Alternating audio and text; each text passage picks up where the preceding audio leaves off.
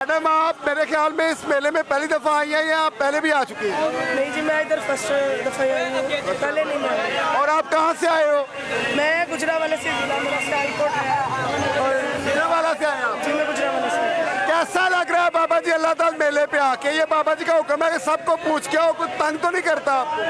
नहीं, बस ये थोड़े बहुत तंग कर रहे हैं, लेकिन बाकी बहुत अच्छा आया, बड़ा अच्छा परफॉर्म करने का मज़ा आ रहा है, बड़ा अच्छा यहाँ पे माहौल है, यहाँ पे कोई बदतमीज़ नहीं है, बस थोड़ी सी शरारत होती रहती है।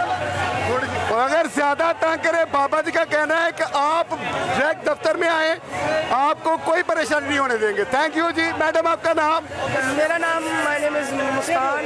जी दोस्तों आप देख ही रहे हैं, इस वक्त बाबा जी ने भेजा और उन्होंने कहा है सबसे पूछो, किसी को कोई तंग तो नहीं करता, कोई तंग करता है तो उनसे पूछो, हमारे मेहमान हैं। तो काफ़ी सारे लोग यहाँ पे जमा है। मैडम से मैंने पूछा, अल्हम्दुलिल्लाह अमन शांति है, हमारे इलाके के लोग अच्छे हैं, हमारे लड़के बहुत ही अच्छे हैं,